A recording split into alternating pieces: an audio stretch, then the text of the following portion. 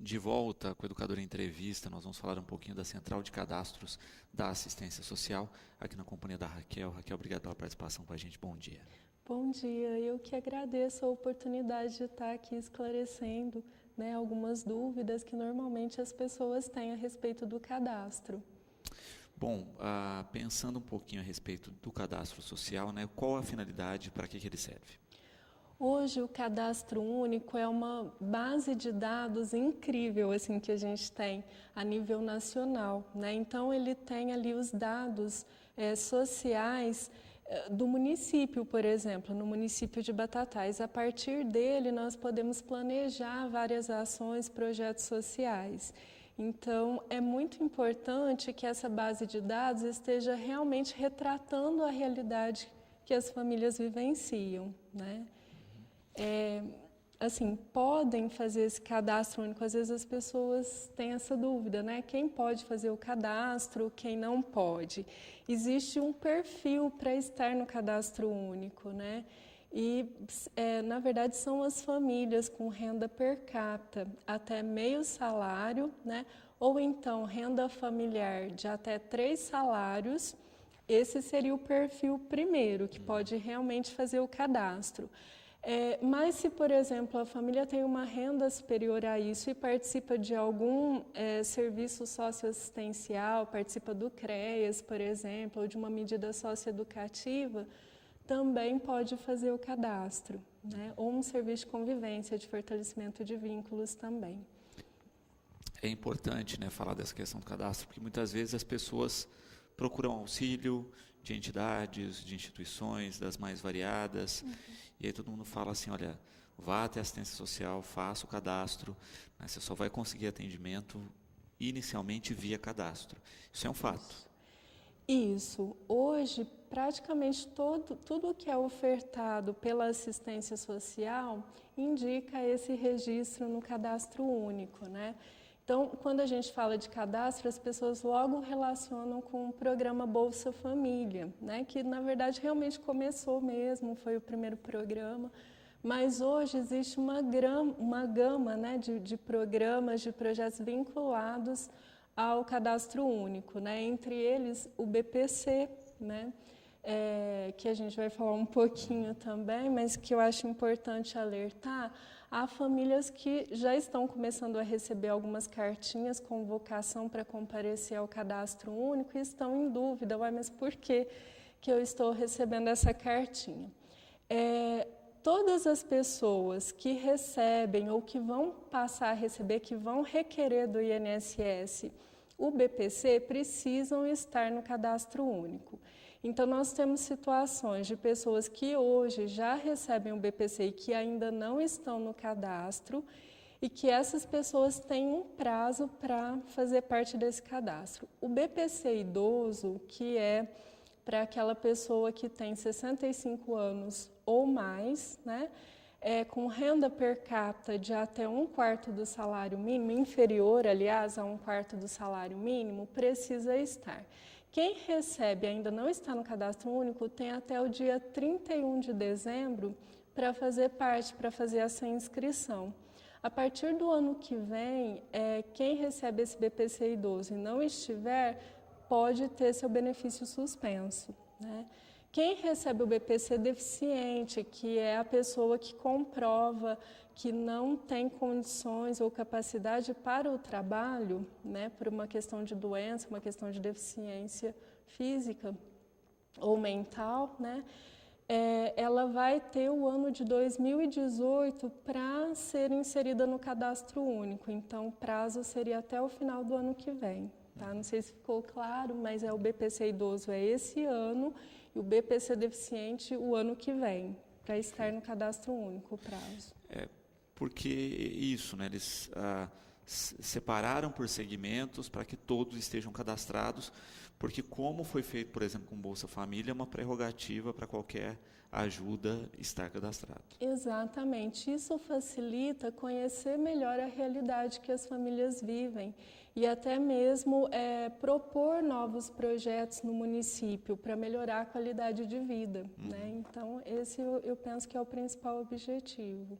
E de fato, o cadastro ele tem uma função que vai além, né? Que é ter esses dados, né? Saber, olha, a gente tem uma população X que está nessa faixa que necessita do auxílio, quais são os programas, ações que a gente pode trazer para esse município para ajudar, quais são as medidas políticas que a gente pode tomar para melhorar a qualidade de vida dessas pessoas, mas tudo é feito com dados. Exatamente.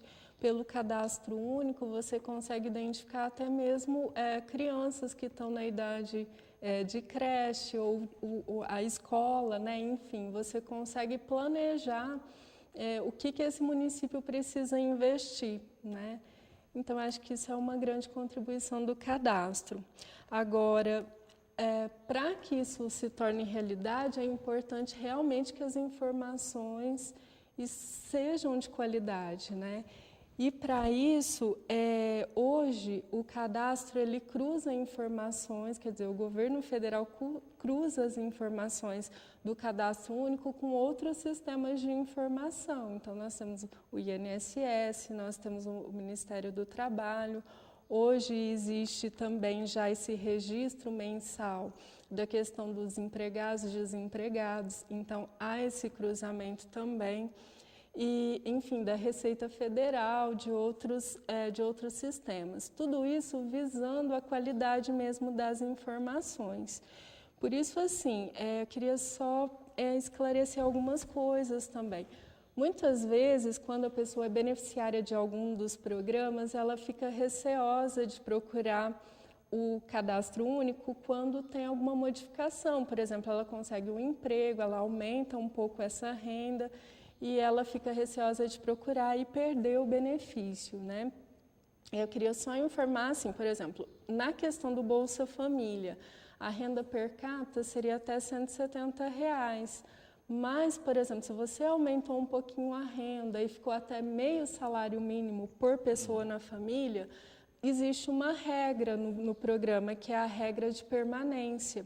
Então, você ainda permanece por mais 2 anos participando do programa, por conta de você ter tido esse cuidado de atualizar, de informar que aumentou um pouquinho e tal. Mas desde que atualize. Se Desde for descoberto atualize. sem a pessoa ter atualizado, vai ter Agora, problema. exatamente. Como eu disse que os sistemas se cruzam, se isso é verificado antes da pessoa informar no cadastro único, ela acaba entrando na lista de averiguação, né? Porque aí o que acontece? Há uma inconsistência no nosso cadastro e é preciso, então, verificar o que há de errado, o que está diferente, né? Por que está diferente o nosso e está aparecendo outra coisa?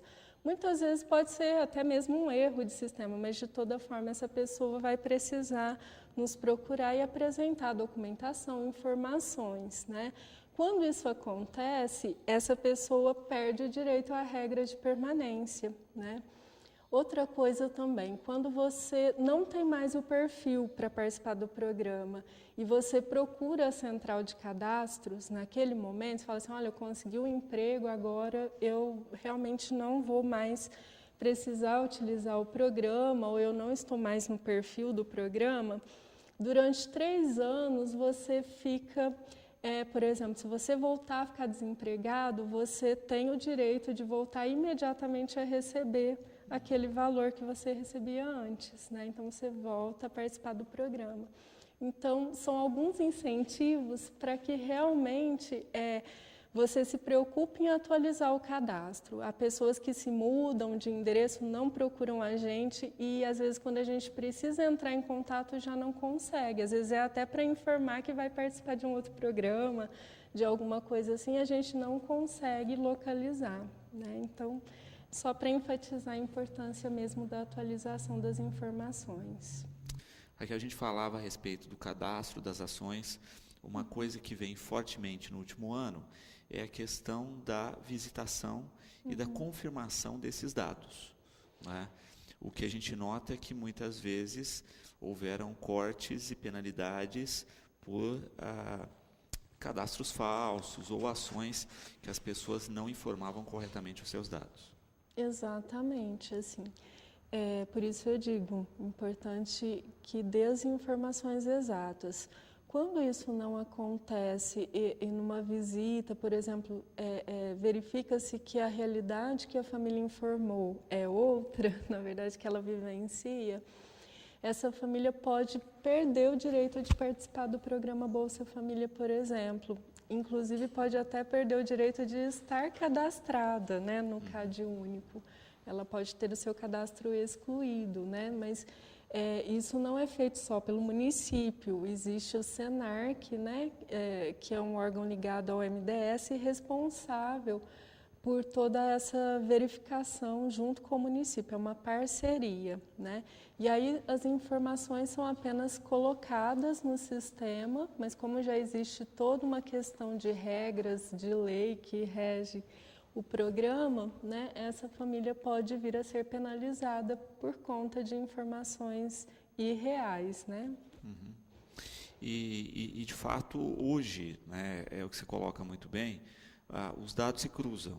Né? Então não adianta a pessoa querer levar vantagem no programa, né? Querer, por exemplo, uma coisa que a gente vê recorrentemente, deixar uma das pessoas da família de fora para eliminar aquele ganho, aquele recurso, porque vai, em algum momento, se cruzar o dado e a pessoa vai sair do cadastro, isso se não tiver um processo para devolução dos recursos. Exatamente, isso também pode acontecer, né?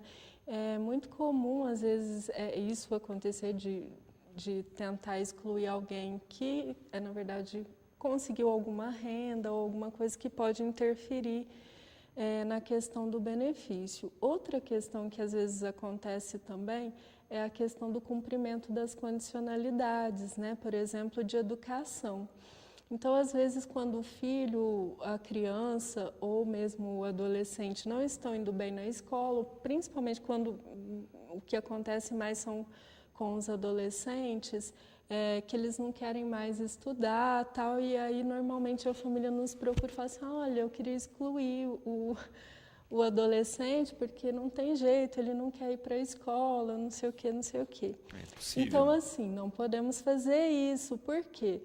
O objetivo do programa é justamente incentivar e motivar que o jovem permaneça assim na escola, que a criança permaneça na escola, o jovem permaneça. E se está tendo algumas dificuldades, normalmente às vezes até questão de drogas ou questão mesmo de desinteresse, é preciso buscar ajuda. E aí nós temos uma rede para isso, né? Existe o CRAS, existe o CREAS. Na saúde, existe serviços de psicologia na UBS também, que podem ser acessados, às vezes por questão de comportamento, o jovem não se adequa ao ambiente da escola e acaba tendo dificuldades de frequentar. Então, assim, o que a gente procura quando a família vem nos informar isso, é a gente procurar alguma forma de parceria, de ajuda, de apoio, para que esse jovem não desista da escola, né? Que ele não desista da educação, né? E aí daria para falar várias coisas a respeito desse assunto, né? Mas que e para as mães também, para os pais, não desistam do seu filho, né? Às vezes, então vamos excluir, que aí resolve o problema, a gente continua recebendo, né, o benefício. Mas e a família? Como é que está? Como é que está esse jovem? Por que ele não está querendo ir na escola? O que está acontecendo realmente na vida dele? Como vai ser depois? Né? A gente acaba vendo as pessoas pensando muito no presente, né? Olha, eu preciso daquele recurso para pagar a conta do mês, mas não planeja o futuro para que amanhã não dependa mais de recurso, né? Amanhã tem uma estabilidade financeira, tem uma qualidade de vida e não precisa mais passar por esse tipo de situação. Exatamente, né? Quando o jovem sai muito cedo da escola e às vezes fala assim, vou sair da escola porque eu quero trabalhar. Ele pode estar se condenando a ficar a vida inteira trabalhando com algo que ele não gosta, né? Porque ele não teve essa oportunidade de pensar o que eu quero fazer, qual é o meu talento, o que eu devo investir, né? E aí pode ser tarde a hora que a pessoa tiver essa tomada de consciência, né? Então, é agora que a gente precisa, os pais, as pessoas que já podem ver um pouco além, tentar redirecionar e orientar, né, para que ele escolha o melhor caminho também. Sem dúvida, sem dúvida. E quando a gente fala dos programas da área da assistência social, eles preveem isso, né, da criança e dessa formação lá de estar no ambiente escolar, de ter uma qualidade de vida, ao idoso, né? Então cobre todo o perfil de idades. Exatamente. A ideia é que não só, por exemplo, nos programas de transferência de renda, muitas pessoas não entendem, né? Mas por que transferir renda e tal? Bom, se a gente for entrar mais a fundo, a gente tem uma sociedade extremamente desigual, né? E a gente sabe que não existe oportunidades iguais e por mais que se tente chegar nisso, parece que sempre há pessoas desempregadas, há pessoas que não conseguem acessar. Então, a transferência de renda tem um objetivo, mas ela não está isolada. Ela tem o objetivo de, a longo prazo, trazer uma sociedade com qualidade de vida melhor.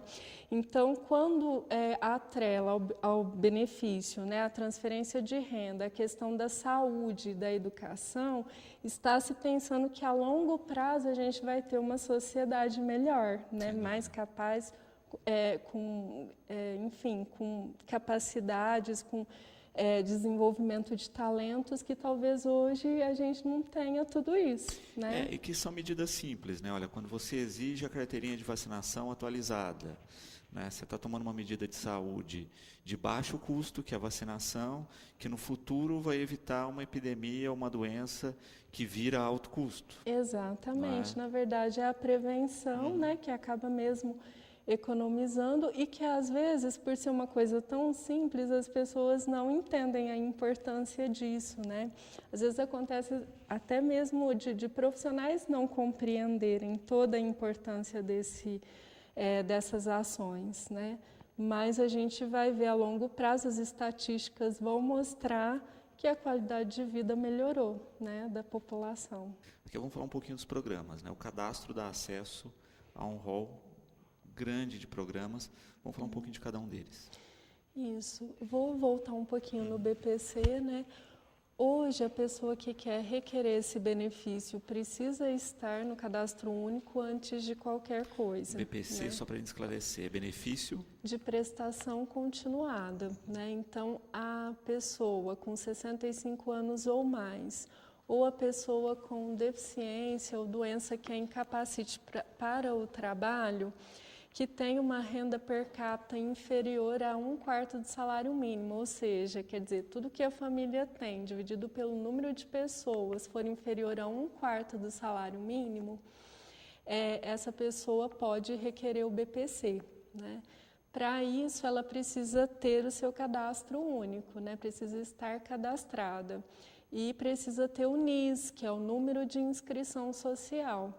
Só com esse NIS que ela vai conseguir, então, de fato, efetivar o requerimento junto ao INSS, né? Que hoje vai passar a utilizar, então, está passando a utilizar a base de dados do cadastro único, né? Para conceder os benefícios e manter também. Tá? E aí se fala muito na questão do benefício financeiro, né? Mas os programas, eles têm essas ações vinculadas a ações também, né? No sentido de, olha, estar matriculado na escola e estar em projeto de qualificação profissional, em outras ações que os programas oferecem. Exatamente, né? Por exemplo, o BPC também existe, as pessoas que participam do BPC podem também participar de ações no CRAS, né? Grupos, enfim, pode participar assim. A questão das condicionalidades de alguns programas, né? Como a gente já falou, relacionados à saúde, educação e até mesmo inserção no mercado de trabalho. Hoje a gente tem também o projeto Porvir, né, que é, na verdade, uma iniciativa para inserir jovens na condição de aprendiz no mercado de trabalho, né?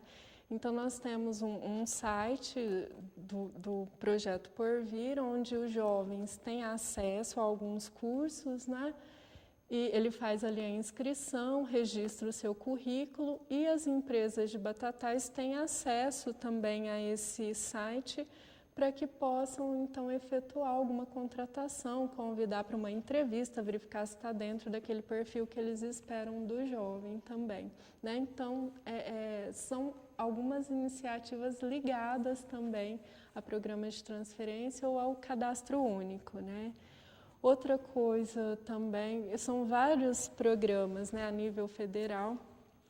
A tarifa social de energia elétrica é um desses programas também, né, para a pessoa participar precisa estar também nesse cadastro e os critérios são para a família de cuja renda per capita seja de até meio salário, ou então 3 salários, né, familiar, a renda total da família, ou então também aquelas pessoas que utilizam aparelhos de oxigênio, enfim, que necessita utilizar muito a energia elétrica por conta da saúde, também tem direito a esse desconto.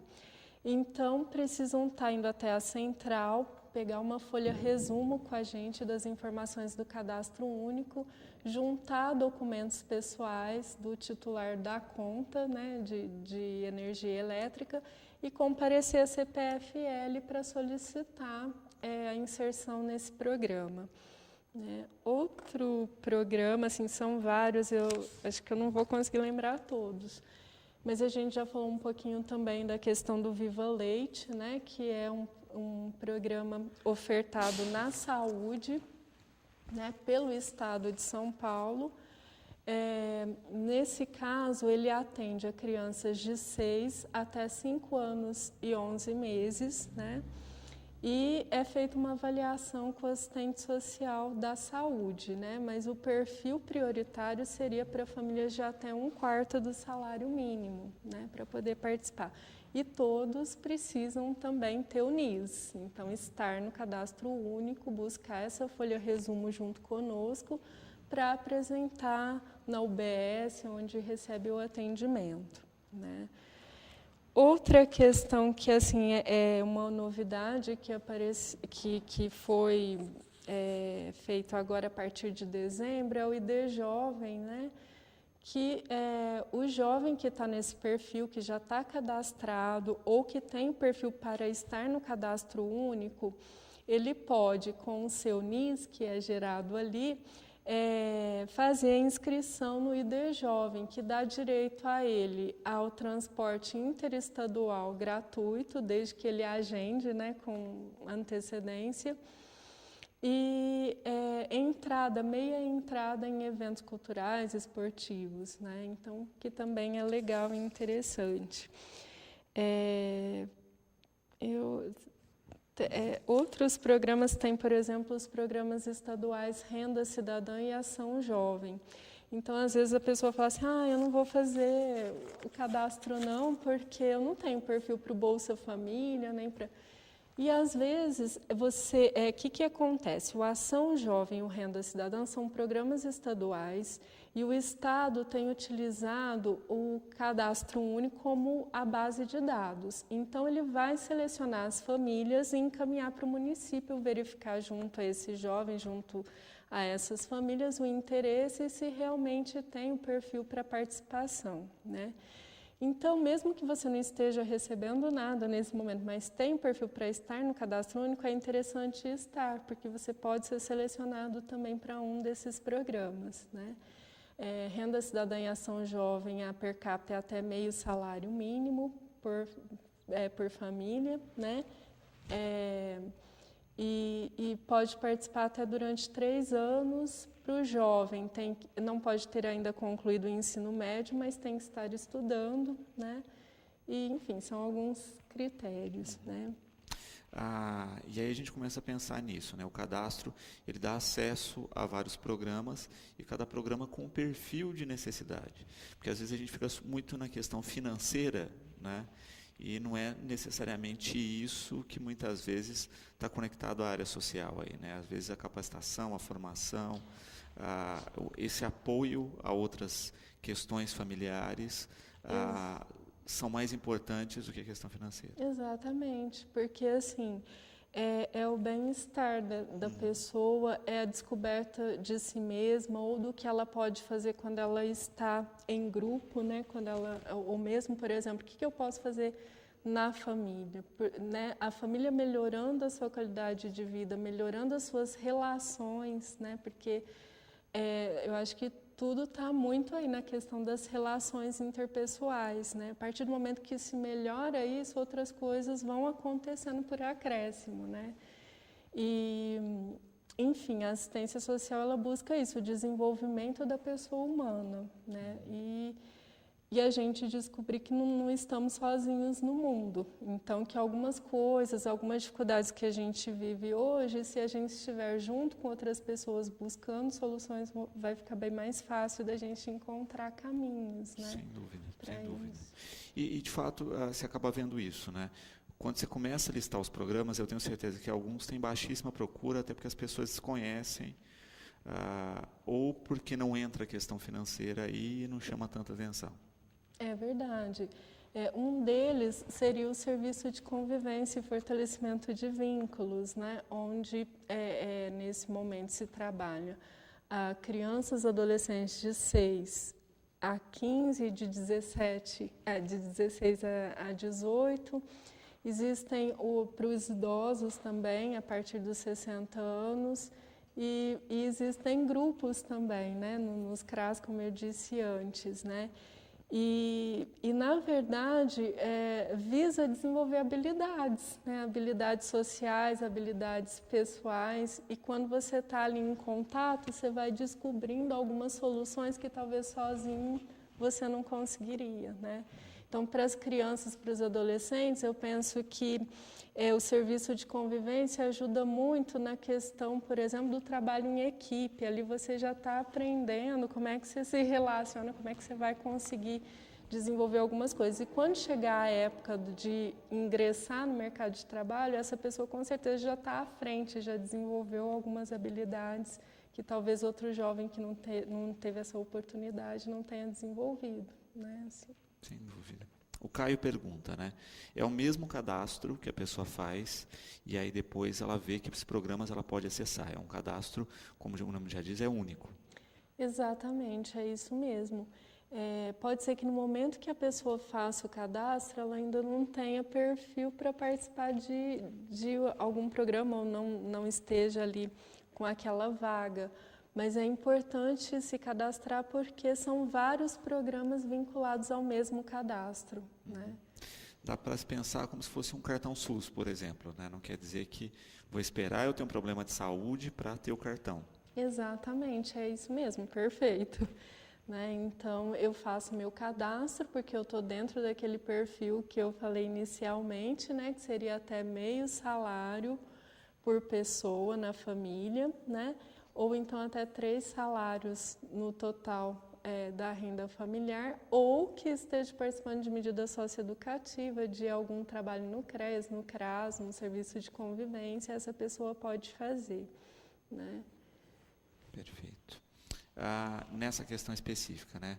Qualquer um, né, que fizer a ação aí e se cadastrar, olha, hoje eu não tenho problema social nenhum, eu posso ir lá e fazer o cadastro.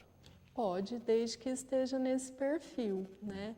A gente não pode simplesmente cadastrar só porque a pessoa quer ter um NIS, porque ela quer, por exemplo, uma isenção na taxa de concurso público, por exemplo, né? Ou na taxa do Enem.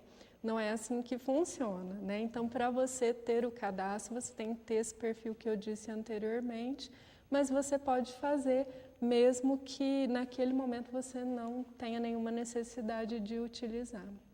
Só é importante que não pode ficar assim, mais de 2 anos sem atualizar. Então, quem faz o cadastro único tem o compromisso de, pelo menos a cada 2 anos, atualizar as informações. Isso se não ocorrer nenhuma mudança anteriormente a esse prazo, né? Então, sempre que houver mudanças, é preciso informar. Sem dúvida.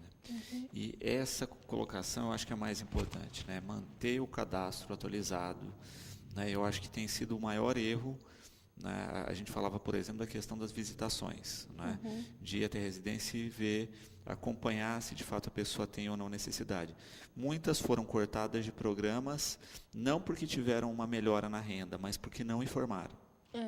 Isso pode acontecer, né? É melhor que a gente evite essa situação, né? Não há necessidade. E eu acho também que é uma questão de cidadania também. Você saber que durante um tempo você utilizou o programa, que de repente a hora que você melhora um pouquinho, então você pode deixar essa vaga para outra pessoa, né? Então acho isso interessante, é uma postura cidadã mesmo, né? E acho que a gente precisa disso hoje, né? Sem dúvida, sem dúvida. Até porque na prática é isso, né? Às vezes você está dentro de um programa que você não teria mais necessidade de uso e tirando a vaga de outras pessoas. E a gente sabe disso porque existe uma lista de espera grande. Isso. Eu diria até que agora teve uma diminuição com toda essa averiguação, com tudo que foi feito, alguns benefícios, assim, vários, né? Foram cancelados e acabou abrindo vaga para quem estava na espera, né? Mas não precisava ter chegado a averiguação para que isso acontecesse, né? Isso pode ser algo natural. Então, eu não tenho mais perfil para o programa, vou lá e informo, outra pessoa que tem passa a receber aquele benefício, né? A fazer parte, então, desse apoio, né? Então, assim, não é justo que eu esteja recebendo e outra pessoa que está numa situação muito difícil não tenha acesso, né? Sem dúvida, sem dúvida. E fundamental, né, abrir esse acesso para as pessoas. A gente vê aí no país, infelizmente, né, a gente vê muito atrelado a questão do Bolsa Família, né? Questão de matérias com fiscalização, com pessoas que eram ligadas ao campo político ou não tinham necessidade de receber, né? Todos esses levantamentos, vira e mexe, se via matéria a respeito disso, e a gente acha que isso é muito distante, né? Mas, infelizmente, a gente viu casos na cidade, né? Não de pessoas que, por influência, tinham acesso a isso, mas pessoas que mentiam nos dados para ter acesso a um benefício e que tira a possibilidade de pessoas que realmente têm necessidade de adquirir. Exatamente. Eu acho que não é preciso isso, né? Eu acho que a gente não pode ficar também preso só a programas de transferência, né? A gente tem que buscar também formas, né, de superação da situação vivida naquele momento, né? E pensar que, por exemplo, um benefício, um programa de transferência, um benefício, ele é momentâneo, não é um direito adquirido, né, que eu vou ter para o resto da vida. Não, eu preciso, naquele momento que eu tenho esse apoio, também buscar formas de superação daquela situação, né? Sem dúvida. Voltando a essa questão, né, as pessoas que não têm o cadastro, que precisam se cadastrar, qual é o procedimento, em que lugar procuram? Isso, tem que nos procurar, a gente fica na Secretaria Municipal de Assistência Social, na Rua Coronel Ovídio, 508, ali em frente ao bosque, né? No antigo lar da infância, que as pessoas dizem, né? Então, nós ficamos lá. Nós atendemos de segunda a sexta, né? Esse atendimento da demanda espontânea, nós costumamos fazer no período da manhã, porque toda pessoa que vai até nós, a gente faz uma busca para ver se já existe lá atrás algum cadastro que ficou, ou se ela fazia parte de alguma outra família, de alguma composição, antes da gente agendar o cadastro, né? Os agendamentos são feitos tanto para o período da tarde quanto para o período da manhã, né? Nós ficamos lá até às 4h30 da tarde. Né? Perfeito. Então, todos podem procurar. Documentação necessária, Raquel? São documentos pessoais, RG, muito importante, CPF, especialmente para quem vai ser o titular do cadastro, né?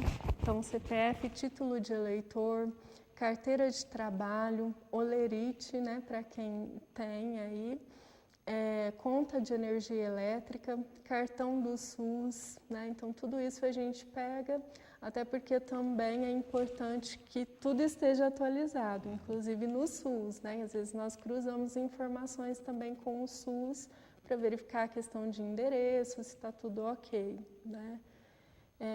Basicamente é isso, né? Assim, os documentos pessoais, comprovante de endereço com a conta de energia elétrica, porque a gente tem um formulário específico para preencher, né? E no mais é isso, as informações, é importante que quem vá já tenha as informações da renda do último ano, né? Assim, porque na verdade é feito um cálculo em cima do último ano, o que foi recebido em cada mês, né? E os gastos, né? Que você já tenha isso já em mente para transmitir como informação. Perfeito. No caso dos idosos, né, que, por exemplo, tenha um salário mínimo aí de aposentadoria, é a pergunta da Maria, tem direito a ter algum benefício? Vai depender da composição familiar. Então, por exemplo, recebe o benefício e na casa moram 5 pessoas. Então, provavelmente, essa família tem direito a receber, sim, algum benefício. Se, por exemplo, o idoso residir sozinho com um salário mínimo, ele não, nesse momento eu não consigo lembrar de algum programa. Ele vai poder participar de outros serviços que são ofertados na assistência social, mas não especificamente benefício de transferência de renda, né? Então vai depender, por isso que é importante, às vezes, alguma dúvida, nos procurar, porque vai ser feito um estudo, né? Nós vamos verificar. Outra coisa importante, talvez que eu não tenha dito também, família para o cadastro único não é só quem tem ligação consanguínea, né? Então, por exemplo, se moram 5 amigos numa casa e dividem a renda, dividem tudo, esses 5 amigos são considerados uma família. Então, no cadastro único, eles vão aparecer como uma família, sem parentesco, sem consanguinidade, né? Mas vão estar lá. Perfeito. Bom, eu quero agradecer imensamente a participação aqui, deixar o programa sempre à disposição, Raquel. Eu acho que é um serviço de extrema importância, né, que a gente tem no município e que, de fato, as pessoas têm que se informar, se cadastrar direitinho, né, levar a documentação. Não adianta ir lá e brigar com a assistente social, brigar com o pessoal da equipe, eles só vão cadastrar se vocês levarem os documentos adequadamente. Então, levem os documentos corretos ou eles não podem fazer a ação aí junto a vocês. E parem de tentar enganar o sistema, tá certo? A gente fica aí falando e reclamando de corrupção lá em Brasília, né? Mas a pequena corrupção, a micro corrupção que acontece nesse país todo dia, né? Ela engole muito mais dinheiro do que muito figurão lá de Brasília. Então a gente precisa começar a mudar isso também, né? Não tem essa de que porque eu preciso, eu posso driblar o sistema. Obrigado pela participação com a gente. Bom, eu que agradeço, Luciana, essa oportunidade, né, da gente trazer um pouquinho aqui de informação. Espero que possa ter colaborado, né, com a população. E a gente está à disposição também, né, para aquilo que precisar saber, informações, nós estamos abertos para isso. Tá? Muito obrigada pela oportunidade. Que isso. Bom, a gente vai para um rápido intervalo. Na sequência eu converso com a doutora Camila. A gente fala aí da síndrome de Guillain-Barré. Voltamos já. De volta com a Educadora em Entrevista, aqui na companhia agora da doutora Camila Aquino. Obrigado pela participação com a gente. Boa tarde. Boa tarde, obrigada pelo convite. Bom, o tema é síndrome de Guillain-Barré, né? Vamos falar um pouquinho a respeito. O que é essa síndrome, doutora? A síndrome de Guillain-Barré, ela é chamada de polineuropatia aguda inflamatória. Isso significa, polineuropatia é uma doença que acomete os nervos periféricos de uma forma difusa, aguda, porque tem uma rápida instalação, e inflamatória, porque ela é imunomediada, ou seja, o nosso sistema imunológico, de forma errônea, acaba produzindo anticorpos que atacam esses nervos periféricos. Então, ela é basicamente isso, uma doença inflamatória, imunomediada, que ataca difusamente os nervos periféricos de forma aguda. Perfeito. Para ficar mais claro aí a respeito das ações, né? O que ocorre com a pessoa que tem a Guillain-Barré? De sintomas? Isso. A pessoa ela começa a desenvolver um quadro inicialmente de fraqueza e alterações sensitivas que são definidas como de redução de sensibilidade ou formigamentos E aí, esses dois sintomas, essa fraqueza, essas alterações sensitivas, elas iniciam geralmente em membros inferiores, inicialmente nos pés, e elas têm um caráter ascendente. Elas vão subindo aqui no corpo, vão acometendo as partes mais proximais dos membros inferiores, acometem membros superiores, podem acometer uma parte do sistema nervoso que chama sistema nervoso autônomo, e isso acarreta problemas no sistema cardíaco e no sistema respiratório, que são essas as duas coisas que a gente teme e que a gente tenta sempre evitar. Perfeito. Bom, falando de sistema nervoso, aí ele controla todos os nossos movimentos, todas as nossas ações, e o autônomo isso, né? Respiração e a parte cardio aí, né? Coração bate sozinho, né? A gente não precisa ficar pensando, olha, você tem que bater, ou ficar pensando em respirar, né? O organismo faz isso. Então, nos casos mais graves, você tem que ter compensação mecânica disso, vamos pensar assim, né? Na verdade, a gente assim, quando a gente diagnostica realmente a síndrome do Guillain-Barré, é uma condição que exige uma monitorização realmente em leito de terapia intensiva.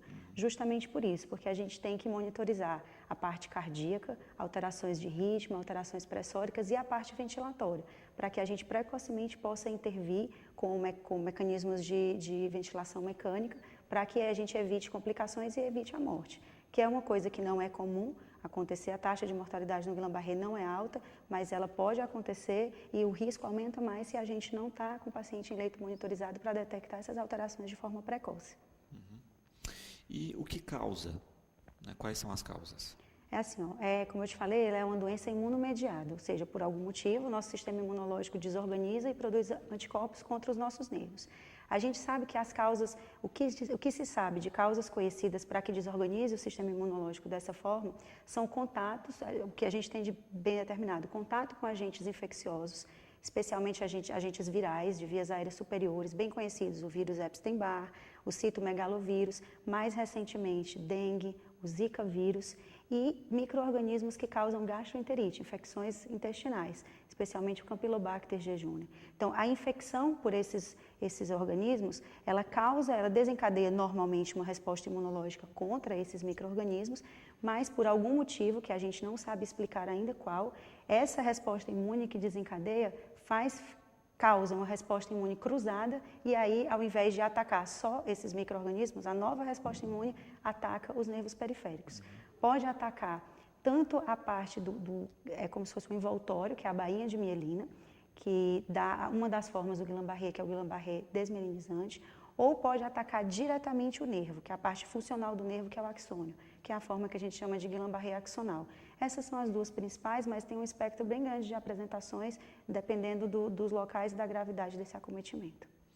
E a gente acabou percebendo isso, né? A gente instaura aí os quadros epidêmicos de dengue, por exemplo, no país, e depois você tem uma maré de Guillain-Barré aí, é lógico que numa proporção muito menor, isso. Mas tem os casos instalados e aí a ligação disso é uma relação temporal bem definida mesmo, assim, algumas semanas após esses quadros virais, começa com isso que eu te falei, fraqueza, alterações sensitivas, de caráter ascendente rápido. Então, é questão de dias, começa com queixas nos pés, daí alguns dias já está nos braços, já está com queixa respiratória, então é um quadro de instalação bem aguda mesmo. E uma outra causa, assim, outro fato, não é nem causa, é um fator desencadeante, um outro fator desencadeante conhecido da síndrome de Guillain-Barré é vacinação. Só que a vacinação é bem menos, assim, a taxa de Guillain-Barré desencadeado por vacina é bem menor, pelo mesmo motivo. A vacina é a ideia de expor ao agente viral, fazer a resposta imune contra esse agente viral para que a gente fique imunizado e nesse mesmo processo pode acontecer a síndrome de Guillain-Barré. Mas não é nada de uma incidência alta, nem nada que contraindique a vacinação. A vacinação precisa ser feita, mas ela é descrita como um dos fatores que desencadeiam a síndrome de Guillain-Barré. A Cláudia, com uma questão, né? Ela pergunta a respeito de tratamento. Tem reversão, tem cura dessa síndrome? Tem. A síndrome de Guillain-Barré é uma doença de curso monofásico, ou seja, é uma vez só. Ela dá esses sintomas que eu te falei, a gente faz o diagnóstico, instaura o tratamento e acabou. Ela não tem novos episódios, não tem surtos, não tem nada, é uma doença monofásica.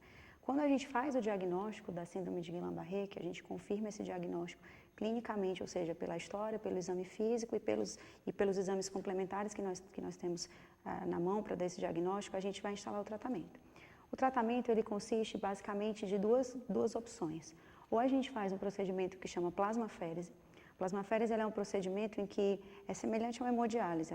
Existe uma troca volêmica, né? E nesse processo em que o sangue ele é retirado, é separado a parte do plasma, da parte das células sanguíneas, e nesse plasma é onde estão esses anticorpos que são produzidos e atacam o sistema imunológico. Então, a gente tem essa opção de tratamento que seria a plasmaférese, que são 3 a 5 sessões que a gente faz em dias alternados, onde há essa troca volêmica e essa retirada desses autoanticorpos do plasma. E a outra opção é a pulsoterapia com imunoglobulina. A imunoglobulina é uma medicação endovenosa que a gente faz em infusões diárias, 5 dias de infusão, tempo de infusão mais ou menos de 6 horas, onde essas imunoglobulinas, que são esses componentes que a gente infunde, eles atuam em diferentes fases da resposta imunológica e eles acabam reduzindo esse ataque que esses autoanticorpos fazem nos nervos periféricos. Então, são basicamente essas 2 formas de tratamento, que é a plasmaférese e a pulsoterapia com imunoglobulina. Ambos são tratamentos que necessitam ser feitos em ambiente hospitalar, de preferência em leitos de terapia intensiva, para monitorização durante a infusão e nos intervalos da infusão. Então, são essas 2 formas que a gente tem para tratar. E como é que se tem essa questão de identificação mesmo do quadro, né? Você falou que ele começa a atacar. Em que momento se tem certeza que é a Guillain-Barré? Pronto, a gente tem a história de instalação de um déficit motor sensitivo, da fraqueza e da alteração de sensibilidade, que vai tendo esse caráter ascendente. Existem alguns outros elementos do exame físico que vão corroborar com essa hipótese do Guillain-Barré. Nós temos alguns exames complementares, como eu te falei, o exame do líquor, que é a coleta do líquido cefalorraquidiano, que a gente faz uma coleta de uma punção lombar. Existem algumas alterações nesse líquor que são sugestivas de síndrome de Guillain-Barré. E os estudos eletrofisiológicos, o exame chamado eletroneuromiografia, onde a gente, através de estímulos elétricos, a gente faz uma análise funcional desses nervos. Então, é clínica, exame complementar líquor e eletroneuromiografia. É importante salientar que o líquor e a eletroneuromiografia, precocemente, eles podem estar normais. E isso não afasta o diagnóstico de Guillain-Barré. Se você tem uma história típica, um exame físico típico, nós não vamos esperar os exames alterarem. A gente vai tratar com a história o exame físico, porque quanto mais tempo a gente demora a instalar esse tratamento, maior a gente está correndo o risco dessas complicações graves, cardíacas e respiratórias, e a gente está aumentando o risco da recuperação não ser total, como a gente deseja. Então, basicamente é diagnóstico clínico. É o exame do neurologista e a história compatível. Se a gente tiver na mão esses exames, ideal. Mas se não, a gente trata mesmo assim. Até porque o tratamento não vai causar ações adversas aí, né? No sentido de... É um tratamento que a gente diria que não é um tratamento simples, né? Mas se existe esse índice aí, é melhor tratar do que chegar a uma questão que o sujeito tenha problemas cardiorrespiratórios e aí a coisa se agrava. Não, com certeza. O tratamento, ele realmente é um tratamento que tem um certo grau de invasão. A plasmaférese é um tratamento invasivo, tem potenciais complicações. A imunoglobulina também tem algumas coisas que a gente precisa monitorizar, controle pressórico, mas é como você falou, quando a gente pesa o risco e o benefício, a gente corre o risco, porque tempo é nervo, tempo assim, cada dia que a gente deixa de tratar, que a gente perde esperando ter confirmações nos exames laboratoriais, a gente está perdendo de tratar e está arriscando o paciente. Então, não são tratamentos isentos de risco, mas nesse contexto do risco e do benefício, vale a pena correr o risco. E sendo feitos, esses tratamentos sendo realizados em centros que têm experiência, que têm um manejo bom com síndrome de Guillain-Barré, o índice de complicação é muito baixo, tanto da plasmaférese quanto da imunoglobulina. Perfeito. E, de fato, a gente teve aí um período de dificuldade, inclusive, de identificação da síndrome, né? Eu acho que o trabalho de importância também da divulgação é para auxiliar nessa questão do diagnóstico. Exatamente, com certeza. Sempre que existe, porque assim, essas queixas, fraqueza, alteração sensitiva, são queixas que muitas vezes podem ser inespecíficas e podem passar aí nas unidades de pronto atendimento como queixas inespecíficas relacionadas a outros assuntos. Então, assim, sempre que tiver um paciente com queixa de uma fraqueza objetiva, o paciente veio uma vez, veio outra vez na unidade de pronto atendimento, fraqueza, alteração sensitiva, sempre interroga se houve algum quadro viral algumas semanas antes, se houve algum quadro vacinal algumas semanas antes. E no caso da dúvida, porque o Guillain-Barré é uma coisa realmente do especialista, o neurologista que tem um manejo maior com o Guillain-Barré, mas os médicos clínicos, os plantonistas, na dúvida, encaminha. Na dúvida, pede para avaliar, porque além dessas formas clássicas que eu te falei, a forma desmelinizante, a forma axonal, existem vários outros subtipos de Guillain-Barré que são mais sutis, que realmente precisam da avaliação do especialista que tem uma experiência com a doença para reconhecer. Então, é uma queixa recorrente de fraqueza e de alteração sensitiva, principalmente se antecedentes de infecção ou vacinação, está na dúvida, encaminha para o neurologista, porque faz diferença um diagnóstico precoce. E com relação a dados, né? Por exemplo, quando se tem uma epidemia de dengue, como a gente teve pontualmente em algumas regiões nos últimos anos, estatisticamente sobe o número de Guillain-Barré. Assim, o que a gente teve de experiência aqui no ano passado, já existia esse relato da dengue em anos anteriores, e no ano passado a gente percebeu isso muito com a epidemia do Zika, né? Lá no HC a gente faz parte de um grupo, de um estudo multicêntrico, que está estudando essa associação de Zika com Guillain-Barré. Então, por exemplo, para você ter uma ideia, a gente tinha uma taxa de Guillain-Barré anual, em média, de 20 pacientes antes do Guillain-Barré. Ano passado, nos primeiros 5 meses, a gente já tinha 35 pacientes que tinham tido Guillain-Barré. Então, assim, realmente houve esse aumento de casos de síndrome de Guillain-Barré nessas epidemias, principalmente na do Zika, né? E o que a gente está tentando estudar lá é justamente isso, é tentar ver como que o Zika está tão associado com o desencadeamento da síndrome de Guillain-Barré. E esse ano que a gente percebeu também o contrário. Esse ano foi menor a incidência mesmo do Zika, não teve aquela epidemia tão grande quanto a do ano passado, e os casos de Guillain-Barré esse ano foram realmente reduzidos. Então, existe mesmo essa associação e a gente está tentando entender melhor.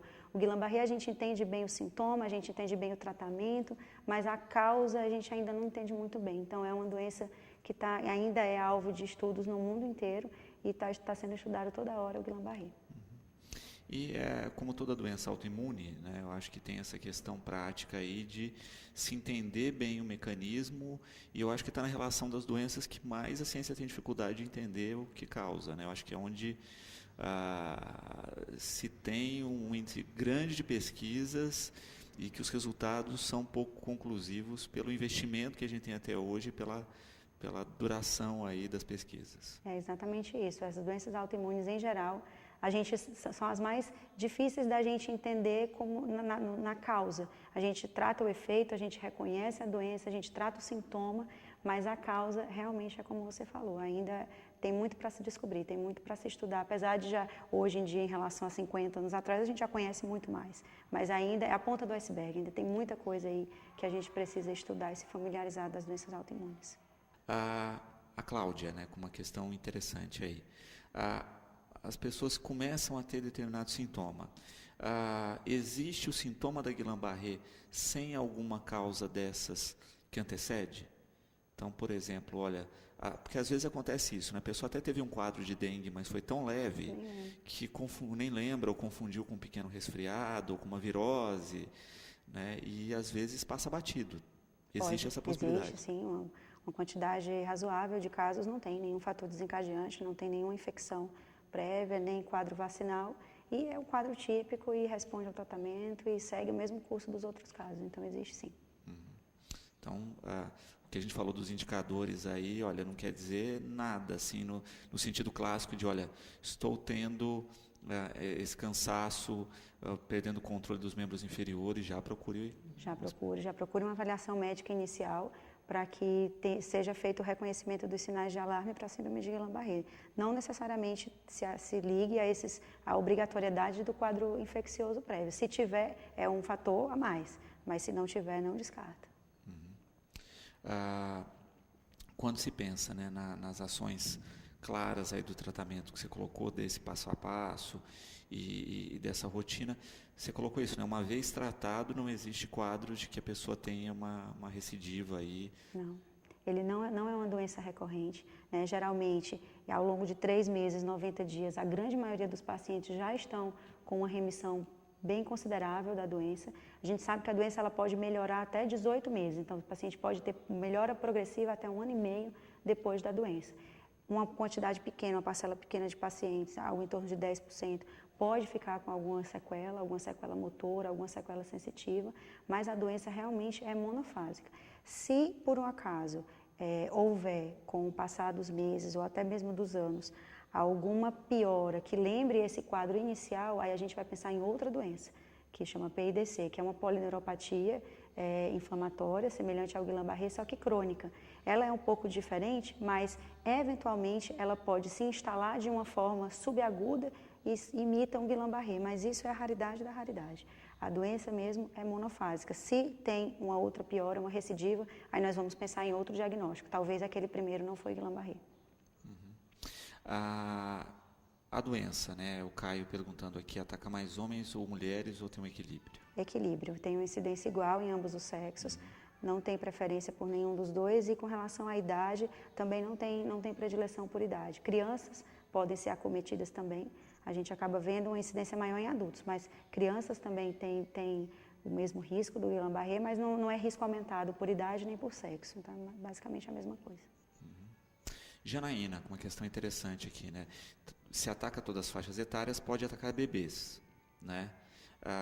Como fazer a detecção, já que muitos nem iniciaram ainda o processo de caminhar, de andar, né? Como é que se nota isso?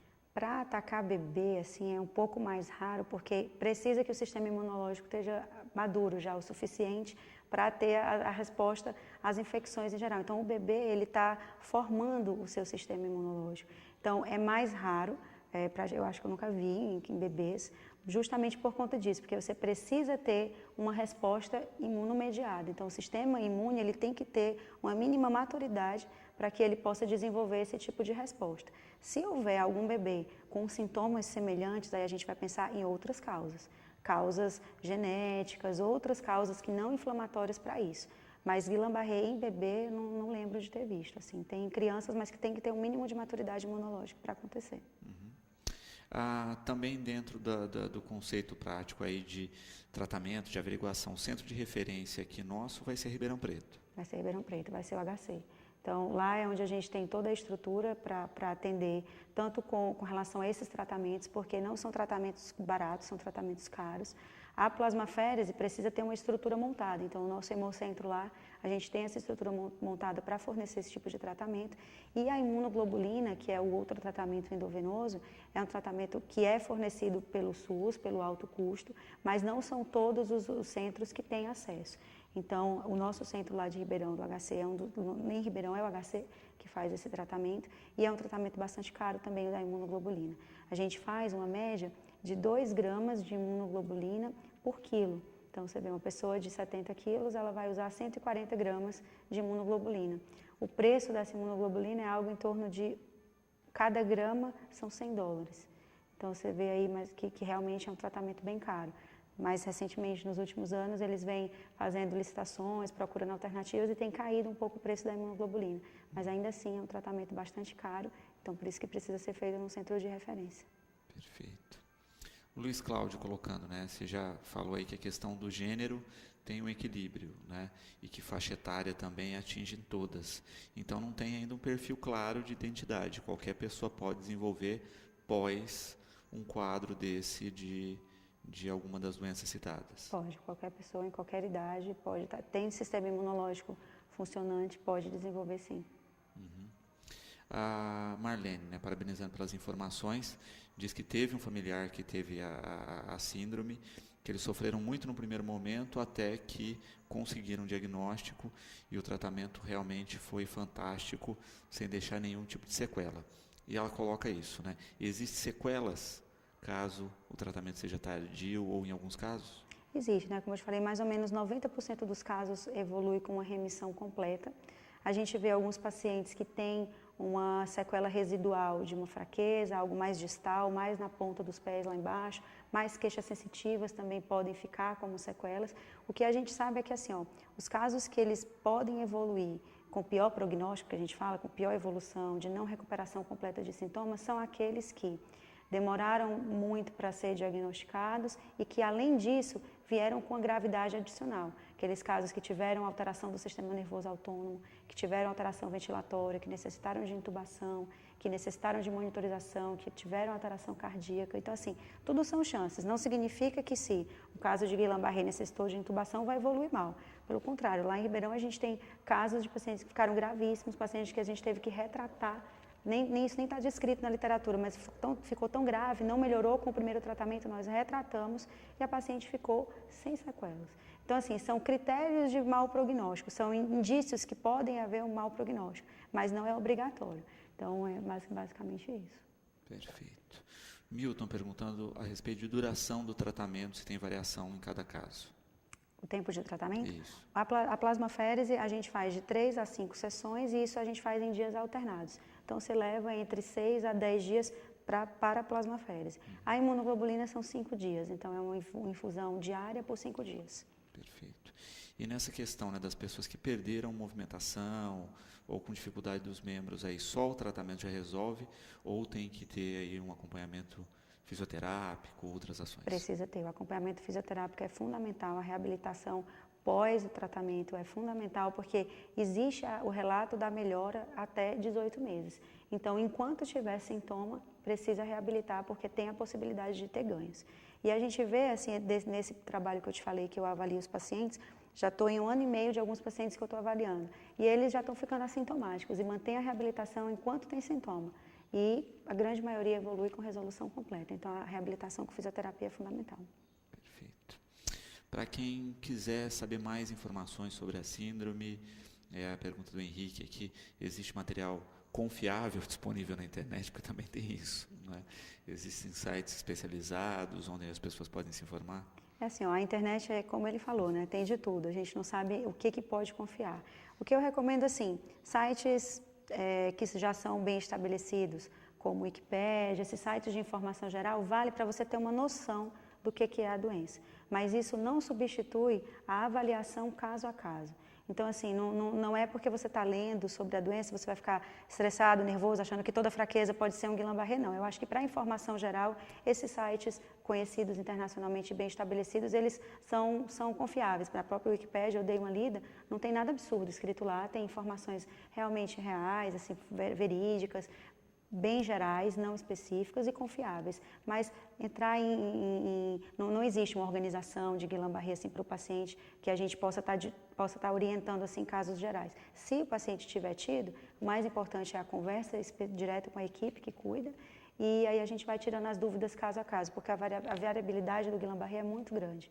Existe, eu te falei, assim, que eu lembro, uns 9 subtipos de Guillain-Barré, com várias evoluções diferentes, que é multifatorial, depende do tempo de tratamento, de qual tratamento que fez, se teve gravidade, se não teve gravidade. Então, é melhor uma informação mais genérica e, se precisar, faz uma informação direta com a equipe que cuida.